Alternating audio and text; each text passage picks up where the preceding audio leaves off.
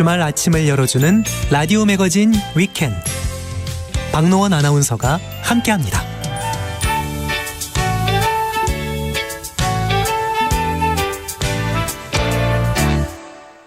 생활 속의 인문학 이호건 작가와 함께합니다. 안녕하세요. 네, 안녕하세요. 오늘은 어떤 주제로 이야기 나눠볼까요? 예, 요즘 20, 30대 직장인들 사이에는 파이어족을 꿈꾸는 사람이 많다고 해요. 파이어족이요? 예. 해서 오늘은 파이어족에 대해서 이야기할까 하는데요. 파이어족이란 경제적 자립과 조기 퇴직을 뜻하는 그 영문 글자 첫 글자를 따서 만든 신조어인데요. 예. 경제적 자립을 통해 빠른 시기에 은퇴를 하려는 사람을 뜻합니다. 그러니까 파이어족을 꿈꾸는 사람은 지출을 최대한 줄이고 투자를 늘려서 재정적 자립을 빠른 시간 안에 이룬 뒤에 미련 없이 은퇴를 하려고 하죠. 예. 일확천금을 얻어가지고 이렇게 일찍 은퇴하는 사람. 그렇죠. 예, 사실 꿈이죠. 맞습니다. 젊은 나이에 큰 돈 모아가지고 예. 뭐 더 이상 일 안 해도 될 정도로 큰 돈을 모아서 네.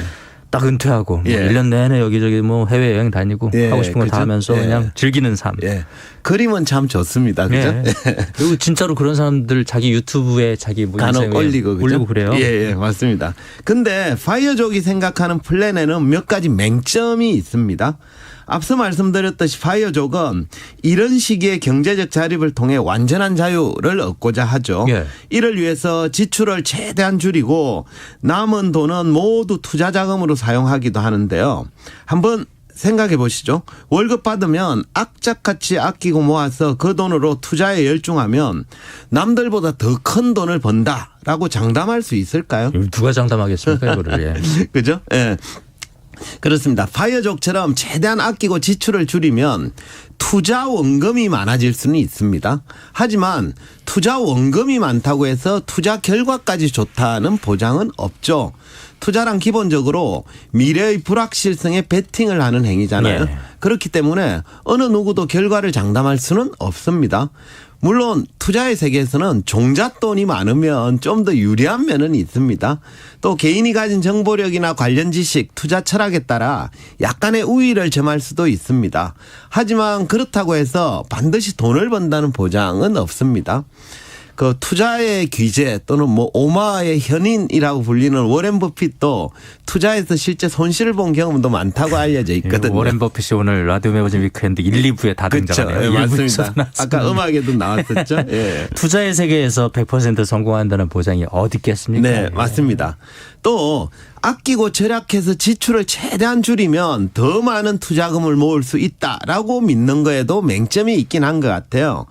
기본적으로 개인의 투자 여력은 수입과 지출의 결과로 정해지잖아요. 그러니까 수입에서 지출을 뺀 나머지 돈이 투자할 수 있는 총량입니다. 근데 많은 파이어족이 수입을 늘리는 쪽보다는 지출을 줄이는 쪽으로 신경을 씁니다. 불필요한 지출을 삼가고 최대한 절약해서 투자 원금을 확보하기 위해 노력을 하죠. 그러다 보면 수입을 늘리는 쪽으로는 거의 신경을 쓰지 않거나 뭐 또는 신경 쓸 여력조차 없게 되죠. 그렇다면 이제 지출을 줄이는 방법밖에 없네요. 예, 그렇습니다. 그죠? 그래서 우리가 뭐 수입을 늘리는 것보다는 지출을 줄이는 게 현실적으로 좀 쉽다라고 생각할 수는 있는데요.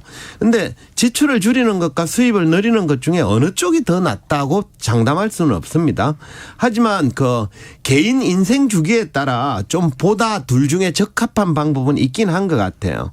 가령 직장에서 임금 피크제에 걸려서 더 이상 임금 상승의 여지가 없거나 이미 은퇴를 한 경우라면 이제 지출을 줄여야 되죠. 예, 그렇죠. 맞습니다. 그런 분들은 수입이 어느 정도 고정되어 있기 때문이죠. 예. 반면에 20, 30대처럼 경제활동을 할 수 있는 시간이 많이 남아 있고 연봉이나 수입의 성장 가능성이 무궁무진하다면 지출을 줄이는 것보다는 수입을 늘리는 것에도 좀 포커스를 맞추는 게 좀 더 현명할 수 있습니다.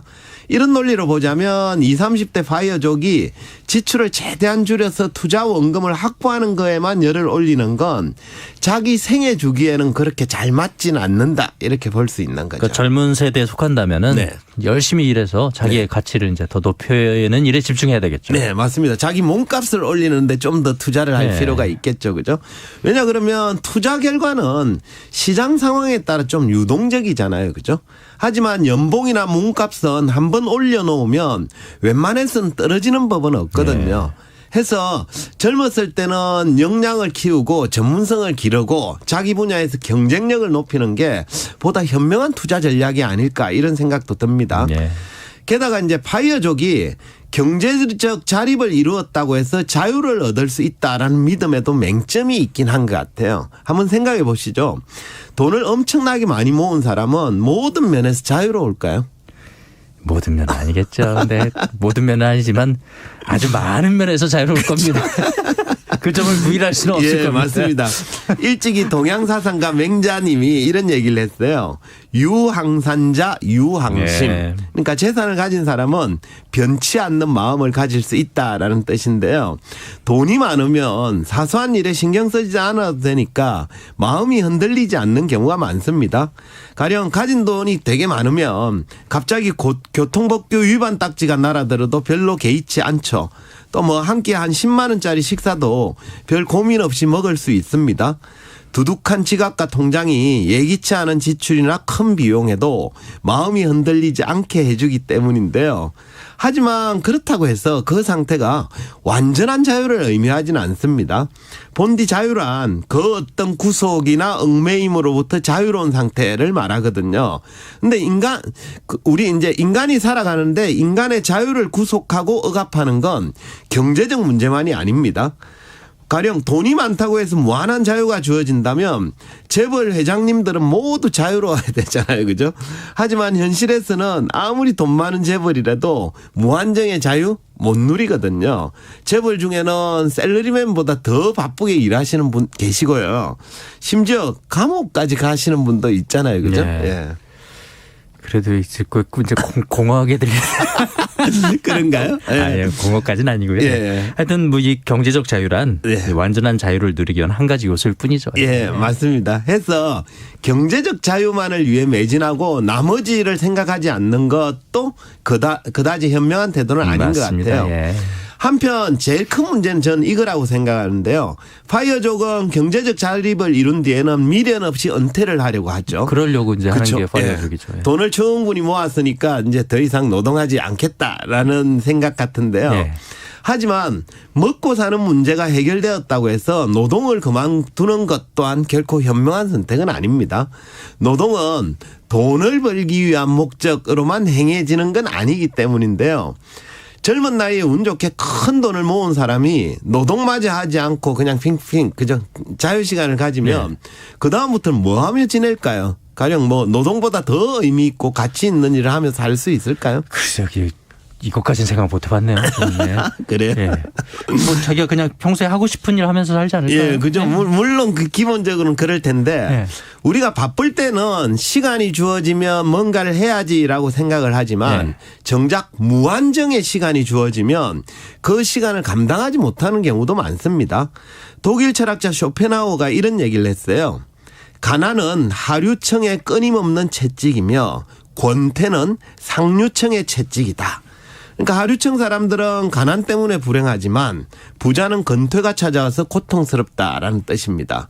그러니까 경제적 자립에 성공한 파이어족이 은퇴한 후에 아무런 노동을 하지 않으면 행복감을 느끼기보다는 권태에 빠질 가능성이 훨씬 높습니다. 또 프랑스 소설가 알베르 까미가 이런 얘기를 했어요. 노동이 없으면 모든 생명은 부패하게 된다. 그러니까 시간도 많고 돈도 많은 사람이 아무런 노동도 하지 않으면 쾌락이나 욕망만을 탐하게 되어서 자칫 타락의 길로 들어서는 경우 적지 않습니다.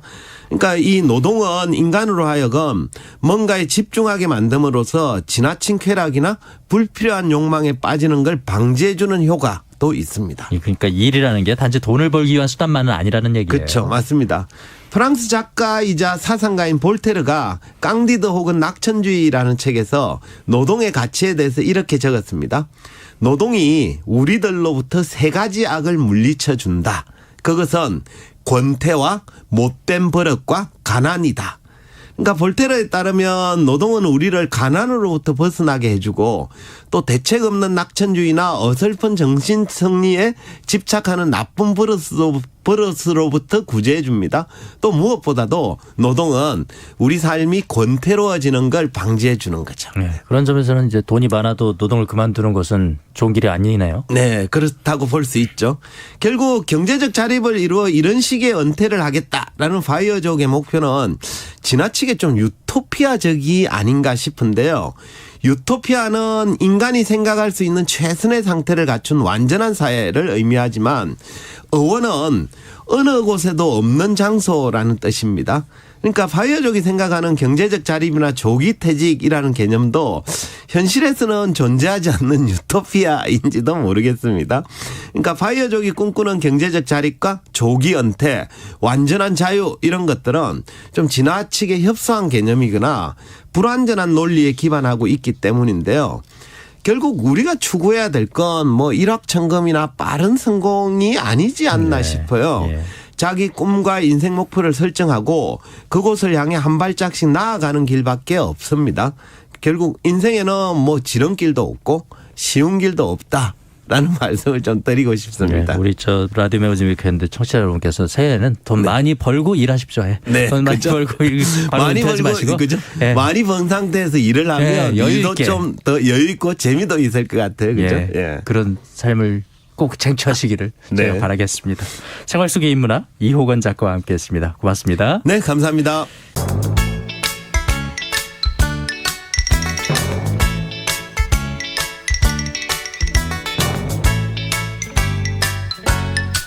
박노원의 라디오 매거진 위켄드.